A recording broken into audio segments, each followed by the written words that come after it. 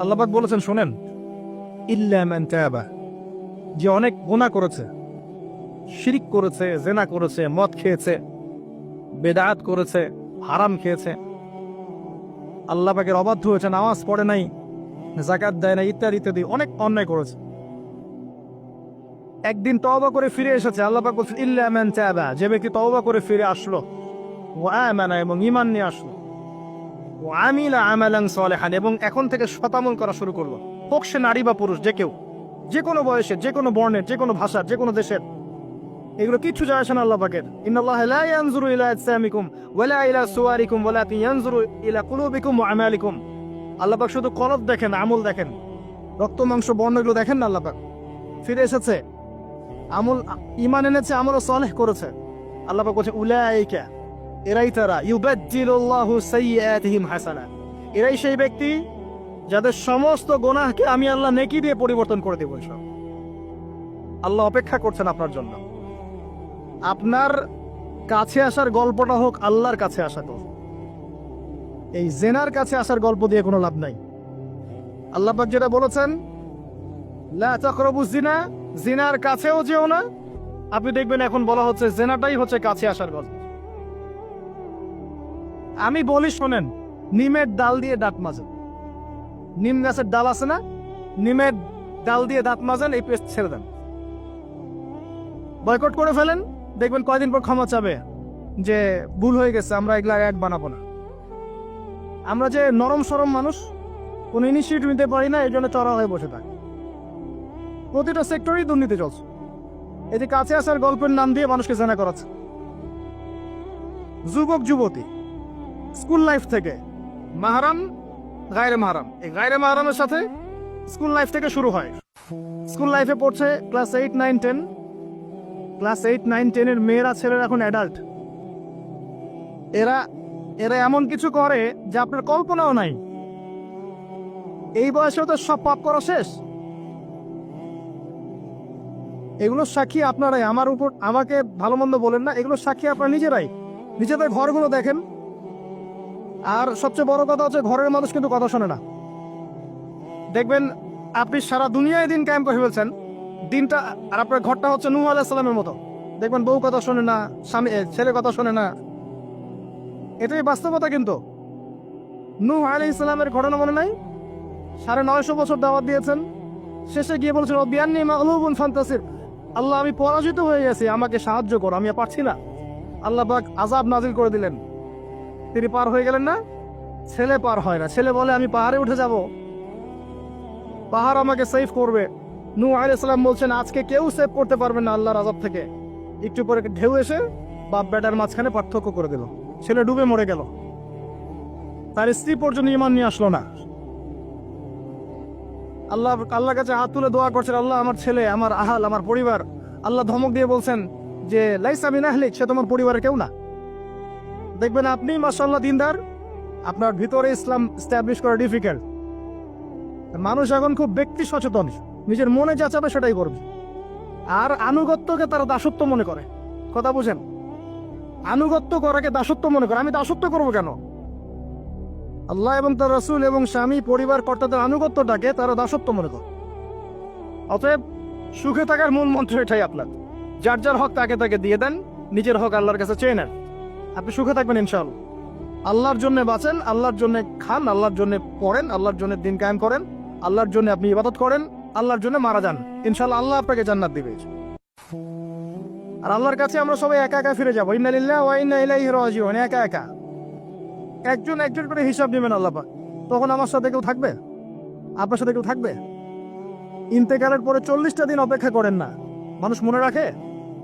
রাখবে না, কাউকে রাখবে না। এটাই দুনিয়ার বাস্তবতা। দুনিয়া বড় নিষ্ঠুর। আর এগুলোর বাস্তবতা আপনারা যত দিন যাবে তত দেখবেন, উপলব্ধি করবেন। একদম কাঠামো ভেঙে যাবে, ফ্রি মিক্সিং দিয়ে, হারাম রিজিক দিয়ে, আপনার এই যে অপসংস্কৃতি দিয়ে পরিবারের কাঠামোই ভেঙে যাবে, সমাজের কাঠামো ভেঙে যাবে। মানুষ দেখবেন আত্মহত্যা করে মারা যাবে বেশি বেশি। বাবা আর খোঁজ নিবে না সন্তান। কিয়ামতের আলামত জানতালি দেলামাতুর রব্বাতুহা, দাসী মনিবকে জন্ম দিবে, মা বাবার সাথে দাস দাসীর মতো আচরণ করা হবে। টাকার জন্য, সম্পদের জন্য মানুষ ভাইকে হত্যা করবে, বোনকে হত্যা করবে, ছেলে ছেলে বাবাকে হত্যা করবে, মাকে হত্যা করবে, এগুলো সব কিয়ামতের আলামতের হাদিস। এগুলো আপনি বাস্তবতা মিলিয়ে দেখেন 100% মিলে যাবে। এগুলো চলছে এখন। এই জায়গায় আমি বলবো আত্মকেন্দ্রিক হন। একটা আয়াত শোনাচ্ছি আপনাকে, আমার খুব পছন্দের একটা আয়াত, এবং আল্লামা তাকি উসমানীর নাম শুনেছেন? আমার জানা মতে বিশ্ব বরেণ্য আলেমদের একজন। তিনি একটা গোটা বই লিখেছেন, পুরা বইটাই একটা আয়াতের উপরে। বইটা পড়েন, আপনার কাছে মনে হবে বইটার প্রতিটা কথা আপনার জন্য লেখা হয়েছে। তাসকিয়া, আত্মশুদ্ধি, আত্মশুদ্ধি ও তাসাউফ। ওই বইয়ের প্রথমে টাইটেল, একটা হেডলাইন আয়াত আছে, ইয়া আইয়ুহাল্লাযীনা আমানু, হে মুমিনগণ, আলাইকুম আনফুসাকুম, নিজের নফসের খবর নেওয়া, নিজের নফসের খবর নাও, নিজে ঠিক হও। মান লা ইয়াদুররুকুম মান দাল্লা ইন ইহতাদাইতুম, যারা পথভ্রষ্ট হয়ে যাচ্ছে বা গেছে, এদের পথভ্রষ্টতা তোমাদের কোনো ক্ষতি করবে না যদি তোমরা হেদায়েতের উপর থাকো। এর চেয়ে বড় কোনো মেডিসিন নাই। এই আয়াতের মধ্যে সবকিছু আছে, আমাদের সমস্যা এবং আমাদের সলিউশন। আমাদের সমস্যা হচ্ছে আমরা পরের দিকে বেশি চোখ তুলি, আঙ্গুল তাকাই, তোমার এটা ঠিক নাই, তোমার এটা ঠিক নাই, তোমার আকীদা ঠিক নাই, তোমার আমল ঠিক নাই, তোমার তাসকিয়া ঠিক নাই, তোমার রিজিক ঠিক নাই, ইত্যাদি ইত্যাদি। নিজের দিকে এতবার আঙ্গুল আমরা তুলি না। আমার আকীদা ঠিক আছে কিনা, আমার মানহাজ ঠিক আছে কিনা, আমার আমল বেদাত মুক্ত কিনা, আমার রিজিক ঠিক আছে কিনা, আমার পরিবার ঠিক আছে কিনা, আমার নফসে আত্মশুদ্ধি আছে কিনা, আমার ভিতরে হিংসা আছে কিনা, গীবত আছে কিনা, তোহমত দেই কিনা, অহংকার আছে কিনা, এগুলো আমাকে চিন্তা করতে হবে। আলাইকুম আনফুসাকুম, নিজের নফসের খবর নাও। এই নফস নিয়ে আল্লাহর কাছে যেতে হবে। এই একটা আয়াত যদি বুঝে আসে, আপনার প্রবলেম সলভ। এখানে সমস্যা হচ্ছে আমরা আগে মানুষের সংশোধন চাই, কিন্তু আল্লাহ বলছেন আগে নিজেকে সংশোধন করো। নিজে আগে সংশোধিত হও, একটা বাতি থেকে 1000টা বাতি জ্বলবে ইনশাআল্লাহ। আর নিজেকে সংশোধন করতে না পারলে আমি বাতি জ্বালাতে পারবো না। তো ইভেন এখানে বসে আমি যে কথাগুলো বলছি বা বলবো বা বলা হয়, যারা বলে, তারা নিজেরা যদি সেগুলোর উপর আমল না করে, এই কথার কোনো তাসির হবে না আপনার উপরে। আপনি শুনবেন, এক কান দিয়ে ঢুকবে, এক কান দিয়ে বেরো যাবে, বাসায় গিয়ে ঘুমিয়ে যাবেন।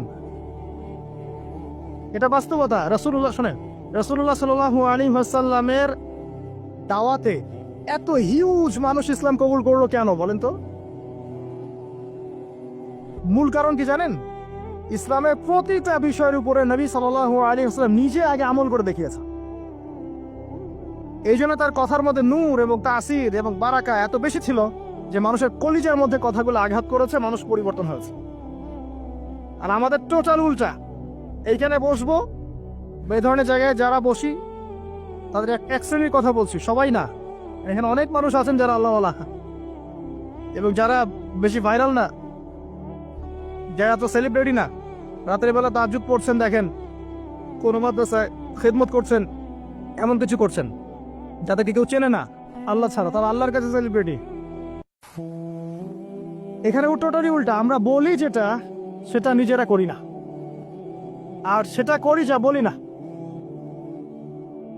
আমি আপনাদেরকে বলি, আমি যা জানি তা 30-40% আমি আপনাদেরকে বলতে পারি না, ভয়ে বলি না। আর আমি যা বলি তার 100%-এর মনে হয় 50-60-70% আমি করতে পারি না। নিজেদেরকে নিয়ে শঙ্কিত আমরা যে কি হবে। তো এই আয়াতের উপর আমল ছাড়া আমাদের কোনো গতি নাই। ইয়া আইয়ুহাল্লাযীনা আমানু, হে মুমিনগণ, আলাইকুম আনফুসাকুম, নিজের নফসের খবর নাও। লা ইয়াদুররুকুম মান দাল্লা ইন ইহতাদাতুম, তোমরা যদি হেদায়েত প্রাপ্ত হয়ে থাকো, ওদের পথভ্রষ্টতা তোমাকে ক্ষতি করবে না। ইসলামের শত্রুদের কথা বাদ দেন, আগে নিজেকে ঠিক করেন, নিজে থেকে ঠিক করেন। নিজেরা নামাজি হন আল্লাহর ওয়াস্তে, আল্লাহর ওয়াস্তে হালাল খান, পরিবার ঠিক করেন, জ্ঞান অর্জন করেন, আল্লাহর ওয়াস্তে দিনের কোনো খেদমতের চেষ্টা করেন, আপনার জানমাল সময় শ্রম দিয়ে আল্লাহর ওয়াস্তে কিছু করেন, দেশকে কিছু দেন, রাষ্ট্রকে কিছু ভালো কিছু দেন, উম্মাকে কিছু ভালো কিছু দেন, আপনার প্রতিভা দিয়ে মানুষের কল্যাণ করেন, মানবতার কোনো খেদমত করেন, কিছু একটা করেন।